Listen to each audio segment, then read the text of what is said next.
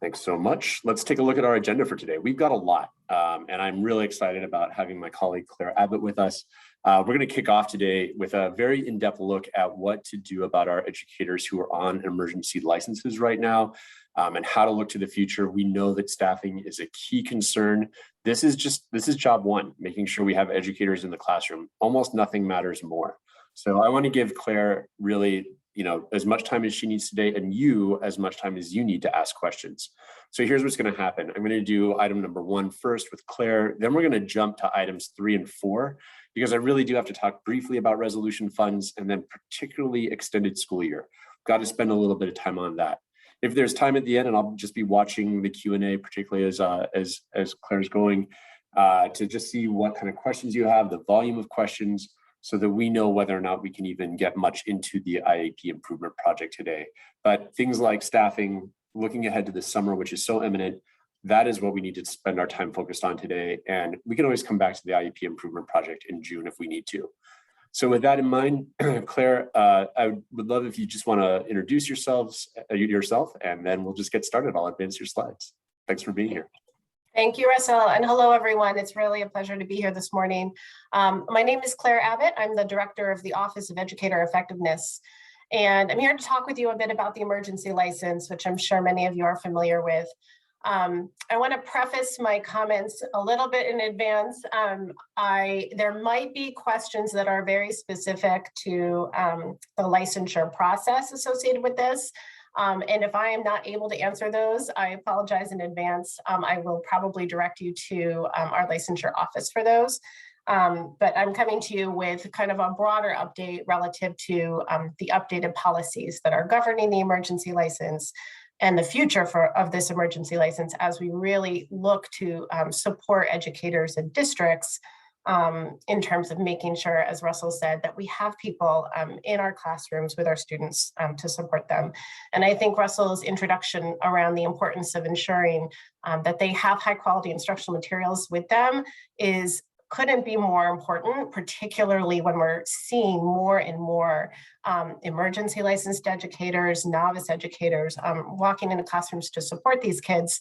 And making sure that they have those materials in their hands is really critical to their success and frankly their retention, because our goal is, as I think you'll all agree, not just to get these educators in the classroom, but to keep them. So with that, if you could advance the first slide, that would be great. I think we got to go the other direction to one more, I think. There we go. Thank you so much. So I'm going to start with just a little history. The emergency license was first issued in 2020 and went into effect for the 2021 school year. Obviously, this was when COVID was at its height. And the first emergency license were set to expire on June 30th, 2021. And we really wanted to ensure that those educators who are having difficulty accessing the MTEL at that point in time, given a lot of the closures in our testing sites, were still able to enter classrooms because they were ready to. And so the emergency license was put in place to sort of overcome that initial barrier. And what we learned is that it was also addressing a staffing shortage that was becoming more and more apparent as COVID continued. So if you could go to the next slide, please. So at this point, most emergency licenses that were provided then are automatically now extended, and they will be valid through June 30th, 2023. So that is actually the second extension that we've been able to put in place. So if you have an educator who is on an emergency license, most of them will have those licenses automatically extended. However, the following licenses are not automatically extended, and that's kind of what I'm here to talk about today. And those include all of the licenses associated with special education. So moderate disabilities, severe disabilities, deaf and hard of hearing, visually impaired, and English as a second language. And the reason that those were not automatically extended is because of the federal requirements that govern the subject matter knowledge associated with those licenses. If you could advance to the next slide, that would be great. So although they are not automatically extended, these educators who have emergency licenses in those fields can still qualify for an extension through June 30th, 2023, but they need to demonstrate appropriate subject matter knowledge in order for that extension to be granted. So here you can see if the emergency license is in ESL, they have to pass the ESL MTEL test in order to receive that extension. If they have a license in one of the special education areas, they have to either demonstrate subject matter knowledge through a competency review, or they have to complete the structured guidance and support. So I'm going to say a little bit more about that. If you could advance to the next slide. I'm sure many of you are familiar with this, but I'm just going to go over it just so everybody is clear. The competency review is the first way in which an educator on an emergency license in the SPED field can advance that or can extend that license. And that requires that the educator demonstrate those competencies in the various requirements associated with that license. And you can see here the requirements associated with 10 hours of instruction specific to and completely covering each subject matter knowledge requirement. Competencies can be satisfied in a variety of ways, also in a combination of ways. I'm actually going to put a link in the chat, I think, which will help make this even more clear if you don't have a direct. Oh, I'm not sure I can share. Oh, yes, I can. Great. Okay. So I just put a link in the chat to the webpage that covers specifically the structure, guidance, and supports, but you can also access the competency review guidelines there for more information about what that competency review requires. So if you could, thank you so much. So this is the other way in which an educator on a SPED emergency license can qualify for the extension. They can complete the structured guidance and support process, which is a performance-based assessment for that teacher license. So this generally takes place over a supervised 150-hour field-based experience. And again, the link that I just put in the chat provides all of the information you need to know to support an educator through the process of the structured guidance and support. Do you want me to pause? I can pause, and if there's a question, I think there's a hand raised. We just ask people to put questions into the chat, actually. And so okay, great. If you could just put your question, I'm sorry, into the question and answer feature, then we can make sure that we answer questions. So in these meetings, we actually don't go live with voice questions. Okay, great. We can certainly put it in the Q&A, but thanks, Claire. I appreciate you noticing that. All right, yeah, I'll keep going, and then maybe we can work on the Q&A at the end, because I think some of the things coming up might answer some of these questions. Yeah. So if you could go to the next slide, terrific. So this might answer something I see in the chat there. So those are the ways in which an educator can qualify for an extension. However, I do want to note that if an educator with an ESL or special education emergency license is unable to meet these subject matter knowledge requirements, they can, their employer, their district can hire them or retain them on a hardship waiver in order to ensure that they are able to stay in the classroom. So that is still a viable option to retain these educators if they're unable to complete or meet those requirements associated with the subject matter knowledge. And as you can see here, school districts can start applying for those hardship waivers now. So let's go to the, great. The other thing I wanted to note, and this is true for all educators on an emergency license, is that the time they spend working on an emergency license does count toward professional teaching status, which is terrific. So that has to be done within 2 years of the date of issuance of the emergency license in that field, and they have to continue to be working for the same employer. If you could, so those, yeah, so I think we're gonna, if you could move forward to the next, keep going there, terrific. These are just updated requirements. It's not updated requirements, but it's just a reminder of what the requirements are associated with the 2 permanent licenses that we're trying to encourage educators who have emergency licenses to advance to. Nothing has changed here. It's just a reminder of the provisional teacher license parameters as well as the initial license. So To the extent that an emergency licensed educator is looking to advance their license, they can do so either moving to a provisional teacher license or an initial teacher license. And we are actually currently pursuing a potential grant program to support districts and education preparation providers to facilitate the pathways into a provisional or initial license for all emergency licensed educators.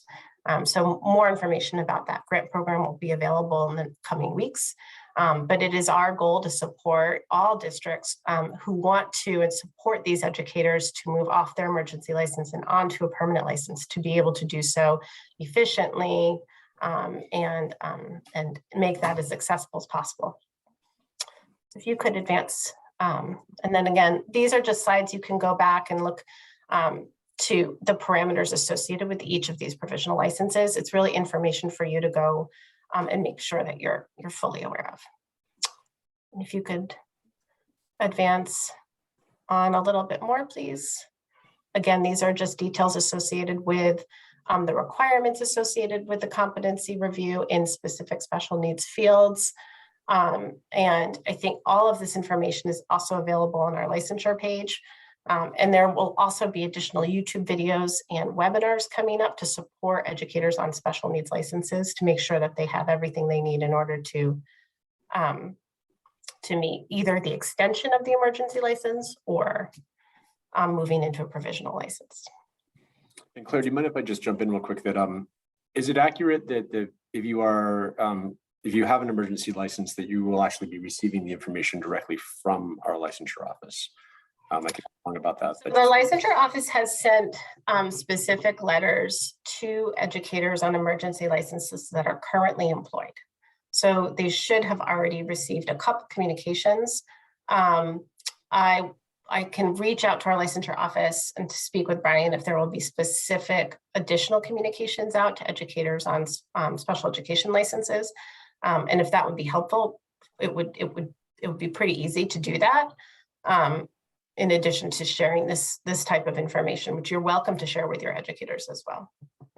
But I know they have received at least one, and there will probably be another direct communication that doesn't just remind them of the dates that are associated with the extensions, but also access to MTEL vouchers, if that is something that they'll be pursuing related to their license. Great. I mean, again, this is just more information related to the competency review that would make them eligible either for an extension or if they want to apply for that provisional license. And again, more information related to those requirements associated with seminars or courses. So there are a lot of different pathways. It can be confusing, but the hope is that we provide educators with really a variety of options to satisfy these subject matter knowledge requirements, whether they are pursuing an extension or looking to move into a provisional license. And if you could move forward to the following next slide. Again, and these are the requirements for the initial license. And so again, I'm not going to go into the details here because they're generally, the initial license is something that we're hoping that teachers will be able to get, but the provisional license might be the first step, most accessible step for educators on an emergency license. But want to make sure that you have all this information at your fingertips. And again, these are traditional routes for pursuing that initial license, which again, we're hoping to provide both access to traditional, but also alternative programs. So again, these are just, want to make sure you have all of this information that you need. So if you could advance, I want to make sure that we talk a little bit about what's on the horizon. Great, thank you so much. I'm not going to go into all of these details, so sorry about this. And this is all information you need about the SEI teacher endorsement. Okay.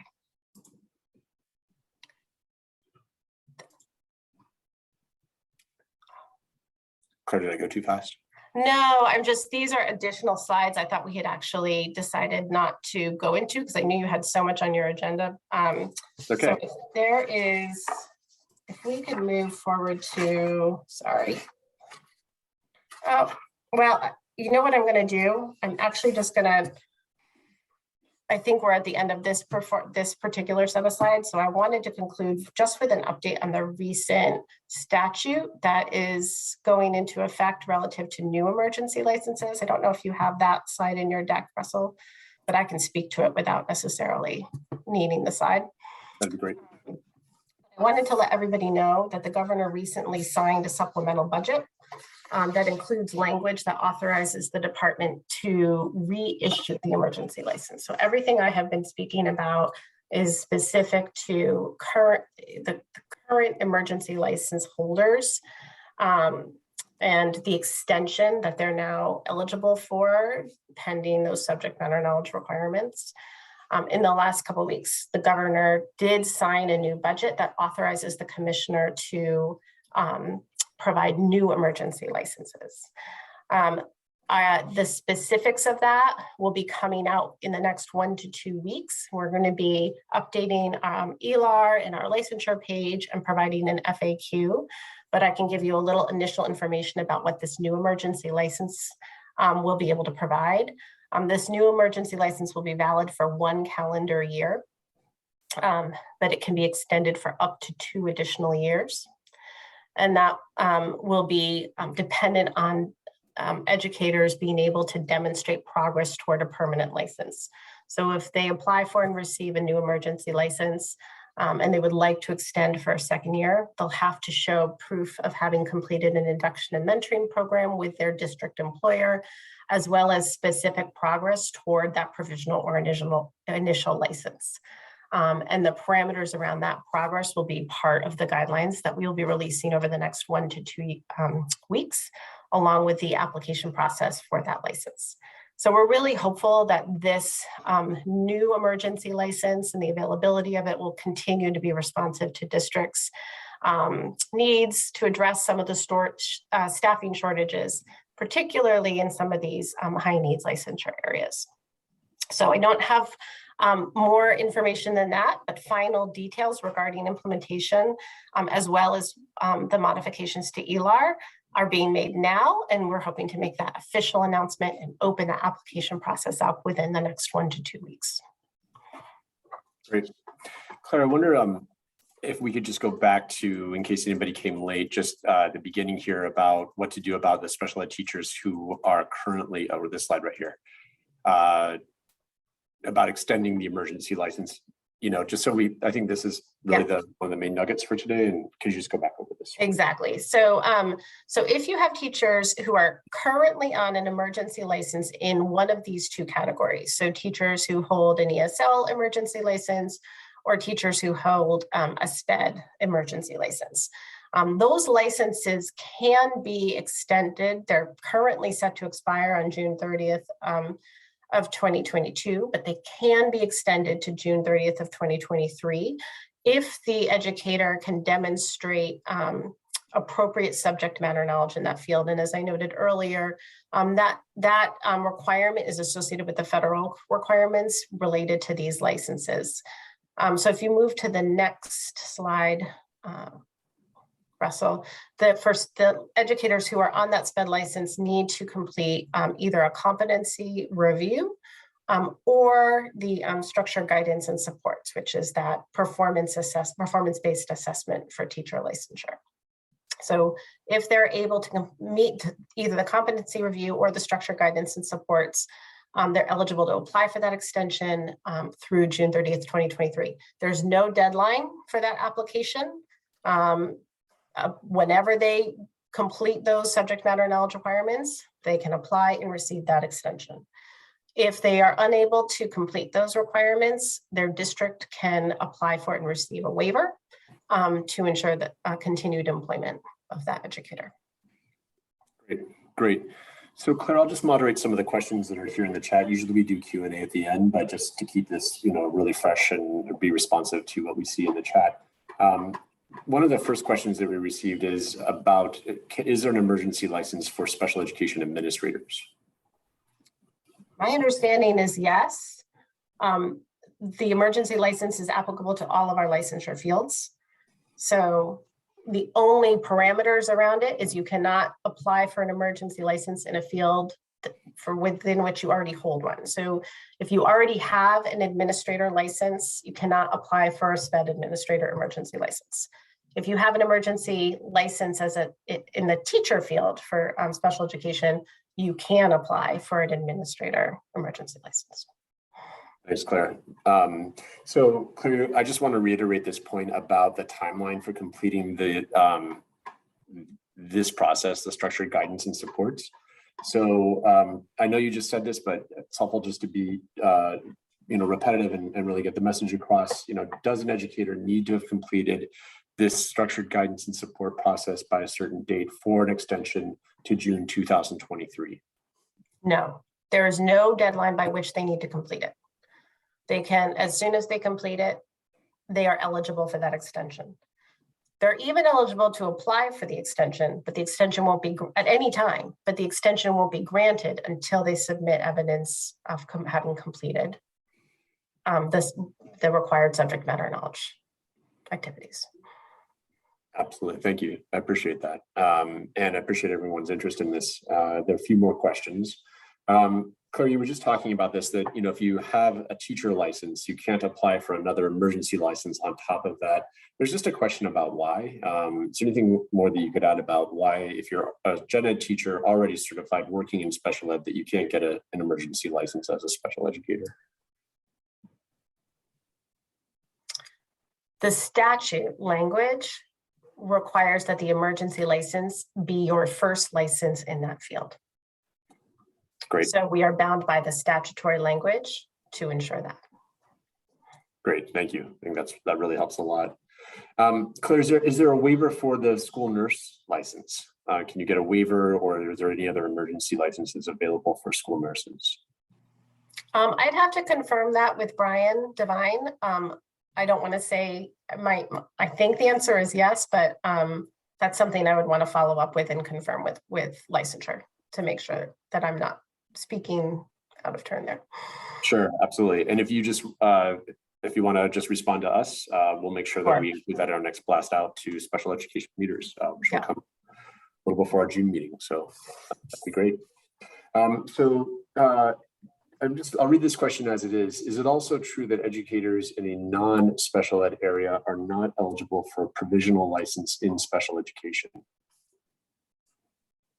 Can you repeat that question? Sorry. Yeah. Are educators in a non-special ed area not eligible for a provisional license in special ed? So if you are, I'm not sure if it's a licensed educator, maybe the person wants to write in to just clarify that question a little bit more. But if I'm understanding it correctly, I think the question is, what is required for a provisional license in a SPED field? And I think, is that the other way of? I think so. Yeah, so I think if you're licensed in a non-SPED general education field, you still need to complete the requirements associated with the provisional license for a SPED field. Yep. That sounds good. Appreciate that. And those requirements were spelled out in many of those slides that we sort of scrolled through. Right. Okay, good. Yeah, exactly. Go back and we want you to use the slides as resources. And I know Brian's put in the chat, so absolutely feel free to use those as further background and information. Claire, I know you've alluded to this throughout the presentation, but when we think about the two types of licenses, the special ed licenses and the ones that will not automatically extend, right? We see them listed here. Right. And I'm seeing questions about why is that? Like, why is it that all these other licenses will automatically extend and these won't? You've talked about the federal requirements. Can you just say a little bit more there? Because, this is certainly the audience of people who are, really trying to wrestle with this and try to make sense of it. I mean, it really comes down to the fact that these teachers in these areas are working with some of our most vulnerable kids. And so the expectations and the requirements associated with their subject matter knowledge is higher. And that we are required to meet those expectations that are articulated by the federal government, but also within our own state. So It's just to ensure that when somebody is working with students with special needs, or any of these students who are not native English speakers, that they have the skills and the content knowledge in order to meet those students' needs. And we know for a fact from the preliminary data and research we're seeing on educators who hold an emergency license, they are more likely to be hired into districts with higher percentages of students on IEPs, higher percentage of non-English speaking students, and higher percentage of students of color. So it's really to ensure to the best of our ability that these educators who are working with our students have the content they need in order to meet those students' learning needs. But very, very legalistically, we cannot move forward with an automatic extension based on the requirements associated with the federal laws that govern those roles. Yep, absolutely. No, I appreciate that. And Claire, what I'm going to do is just ask one more question, and then if you wouldn't mind hanging on, there are a lot more questions, but I want to get to the other content for today that's very timely. We'll save extra time for Q&A at the end, and it also give you a great chance, Claire, to take a look at some of these other questions. Yeah, I'll take a look and see what I can, make sure I can see what I can answer on the fly, and see if I can do a little follow-up. Sounds great. Just one last one, actually, before we go on, is just about, with you were mentioning the new statute that just got signed, and we'll have an FAQ coming out on that soon. Do you think there'll be new emergency licenses for special education? If you haven't gotten one in the past, will the new statute likely allow for new special education educators to sign up for the emergency license? As opposed to right now, we are extending, making an extension available for those who are already on an emergency license, but will the statute allow for new educators to get that emergency license in special education? If it is their first license in that field, yes. Great. All right. Good to know. Good to know. Well, that's an encouraging way to end that part of the presentation. Thank you so much, Claire. And thanks for hanging around as we go forward with the rest of the presentation. We'll look forward to getting to some more questions at the end, and keep them coming. I appreciate seeing people say, I just reached out to an educator and got some more information. So, do that multitasking, and we'll be back on this topic in a second. So just want to go to some special education updates. And the first one is about our resolution funds for IDEA Equitable Services. There are over 200 districts, hopefully you know who you are, who were allocated resolution funds for this current fiscal year. For the next fiscal year, so if you receive them in fiscal year 22, you will be receiving your allocation for fiscal year 23, unless you opted to take all of the funds in year one. Remember last year, you had the option of either taking all the funds in year one or spreading it out over the course of the 3 years of resolution. If you are a district, and most districts are in this category of spreading the money out over 3 years, you will be getting the allocation for next fiscal year soon. You'll be getting that in a letter that's forthcoming. And they've just been updated to reflect your child count from the previous year. So every year we're looking at the previous child count to determine allocations, both for regular equitable services and for resolution funds. So you'll see that there is an adjustment. It won't be the exact same number as what you were working with this year. But why this is really time sensitive is that we do need to make sure that you are working really diligently on written affirmation about your consultation sessions with with the stakeholders, with the groups you need to be meeting with in relation to those resolution funds. So we are asking for a quick turnaround on that to be ready by June 1st and to submit them to the email address that you see on your screen right now. And then to hopefully make this as streamlined as possible, we have provided a sample written affirmation form that can be found at the link that you see there as well. So appreciate your attention to this, appreciate the ongoing consultation that you have. Hopefully you can use the consultation meeting that you have coming up in order to hold the meeting about both equitable services for on an ongoing basis and keeping those services plans in place, but then also using some of that time where necessary to talk about the resolution funds for fiscal year 23. So appreciate your time and attention on that as well. Let's move on to some special education updates. And just last night, we released information about extended school year and about remote services, it released information about ESY that relates to both transportation and remote services. I'm going to do that tricky dance right now where I'm going to attempt to show screen and get around some of these Zoom controls. Brian, can I just check to see if you're seeing the special ed updates that we sent out last night? We are seeing that right now. Excellent. Thank you so much. So just want to point out that there were two things that we just talked about last night in the in this update that we sent out to you. One really important thing is about transportation. So what I also have queued up for you is the IEP itself, and it might be good for me to talk over this in a second using the IEP. But what's really essential about this is that students who require transportation in order to benefit from ESY services, if you need transportation to benefit from ESY, it does need to be provided. And where this gets tricky is, the difference between students who maybe already have special or specialized transportation checked. Typically, we're providing transportation really without having to think about it for the summer. But the question has to be asked of all students with disabilities. And so I've just queued up the IEP form itself right to that section. And, I think part of the challenge of this is that there's a lot of use of the word regular and special and specialized transportation here.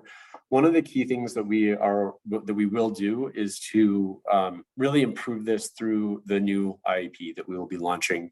You already have a draft of it. As we've thought about this, we feel pretty strongly that we can improve this section of the IEP so that there's greater clarity around this piece and greater ease of use, right? Because it would be helpful if, for example, a student who is provided regular transportation during the school year needs it during the summer. So in the instance of what's already written here, right? If the child is placed away from the local school, transportation will be provided. If there was a box that allowed you to check that, now I know that sometimes if you're having a meeting in October, you don't know where your ESY program will be located, but even checking that box that, if the program happens to be in a different elementary school during the summer, that checking that box would allow you to run a report, right? So right now you can't run a report based on the form that we've provided for you to find out which children, for example, just based on what's already here, maybe require transportation because it's not the program is not located in their local school. So that's an improvement right there that we feel like we need to make with the through the IEP. The direction is already here, but again, having been a special ed director, I know that when I needed to set up summer transportation, I start by running a report to find out who needs it, and that's giving you sort of better access to tools that will allow you to do that is important. But going back to what we just sent you, and we know there are a lot of questions coming up about this, and so that's why we're trying to be responsive and timely in sharing this with you, is that the importance of communication with families about transportation arrangements is really important. And so having those conversations now as we get ready for the summer, to be thinking about again this question of which children need transportation in order to benefit from ESY services. And so I'm sure you might have questions about that. I want to make sure that we are responsive to you in the Q&A, but this is an important thing to clarify. We went out to various stakeholders to check this, to make sure that we were all on kind of very solid and common ground about saying that we need to make sure that we're just clear that, again, if you need transportation to benefit from ESY to access FAPE during the summer, that it has to be provided. And so we hope that that's just useful to see it in writing for you to be able to think about and again, fold into both the work that you're doing for this summer, but then also look ahead to next summer to be ready for just keeping this as an ongoing way of doing business. However, when we were working on this, we really thought about the implications for what it means when you have students who you often consolidate programs during the summer. You don't run as many services in as many schools during the summer as you do during the school year. And so we wanted to very simultaneously talk about remote service delivery for the extended school year, because it could be that this could result, for example, in greater transportation needs during the summer than maybe you've seen in the past.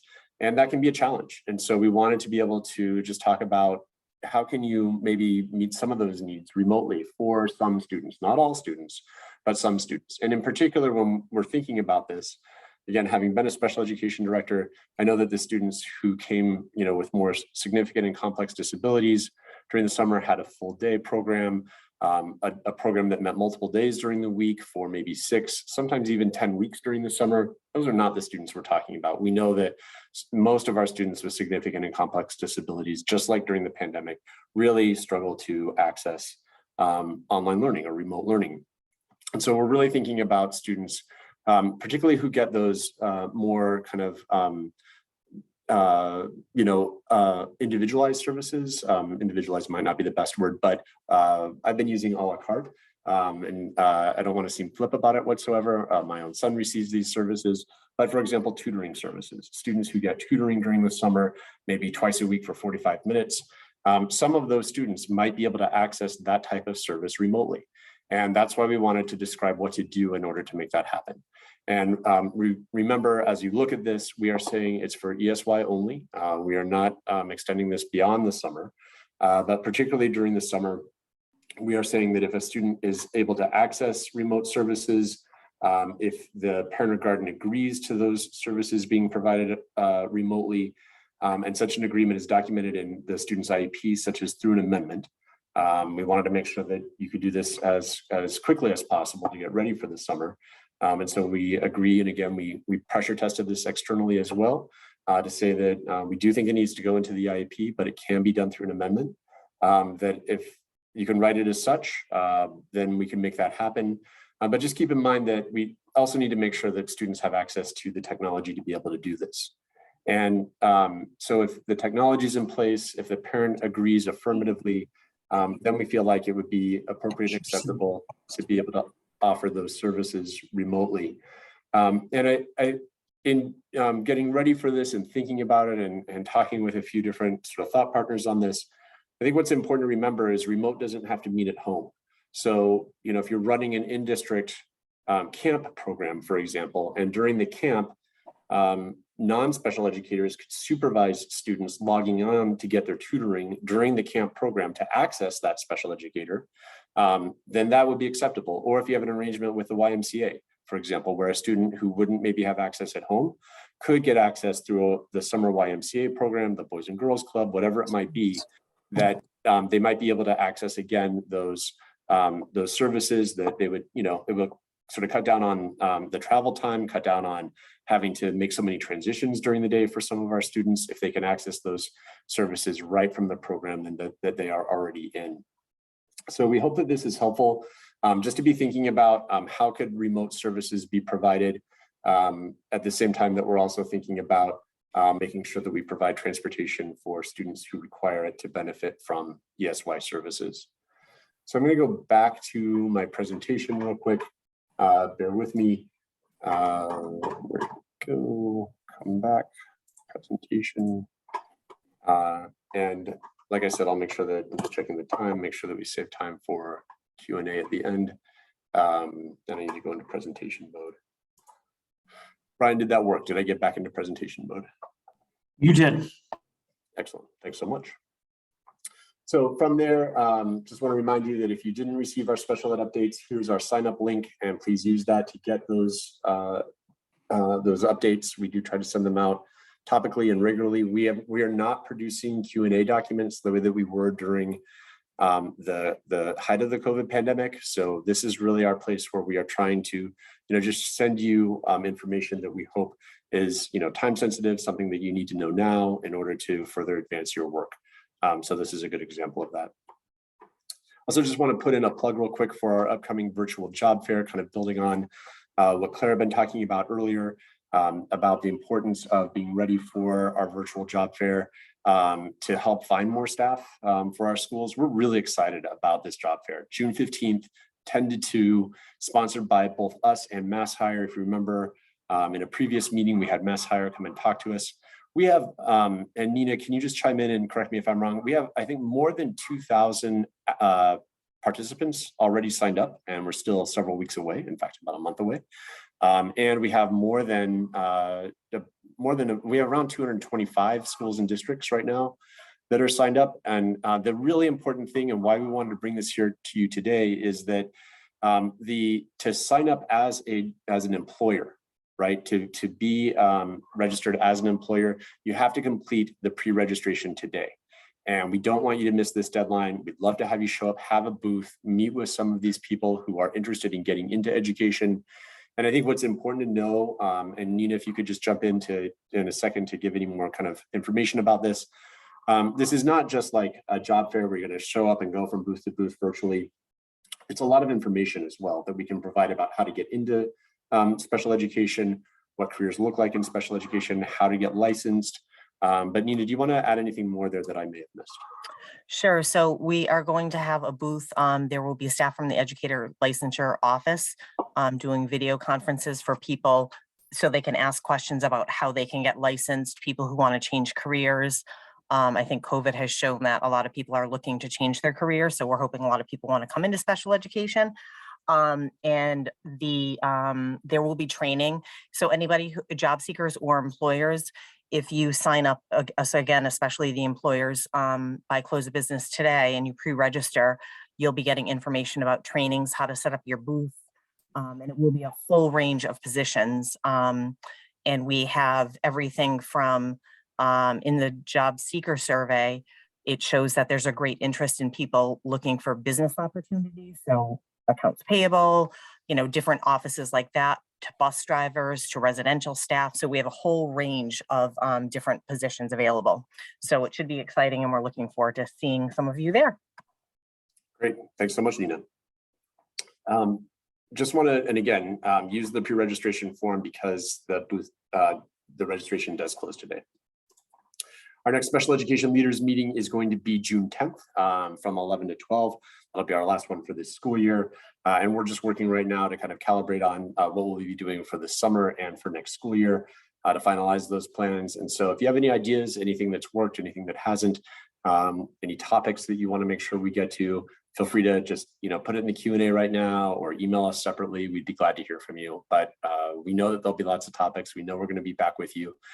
So we're not going away whatsoever. And we will be back with you on June 10th. The slides on the IEP Improvement Project are in our deck, and I would encourage you to take a look at them. I'm just going to show you really quickly some of what you can see here, just voice over it fast. We've looked at these slides in previous meetings, these first ones. I just want to remind you who our early adopter schools and districts are, in case that's helpful, just to know which of your neighbors are participating.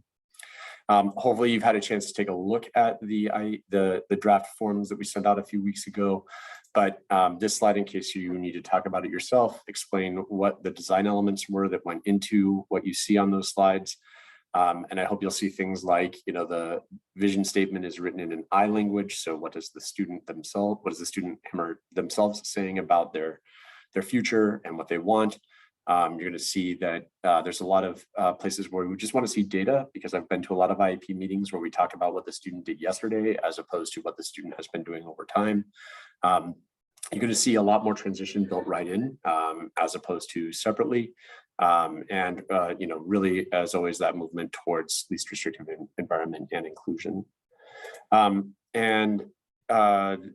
Here's a link to where you can go to get the form itself.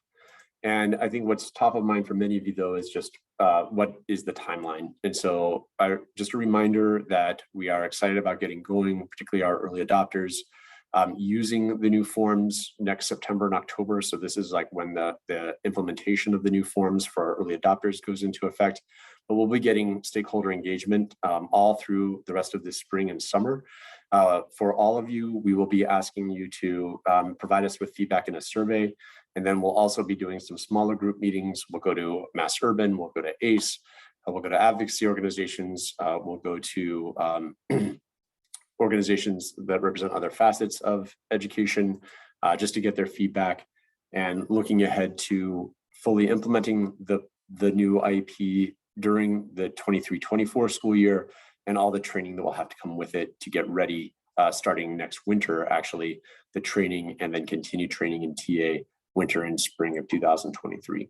So we're excited to be doing that with you. And just a reminder, again, we'll have universal input through a survey for you. So you don't need to email us now or let us know your thoughts just yet. We'll get input from you on a survey, sorry. And then we'll also have targeted engagement as well.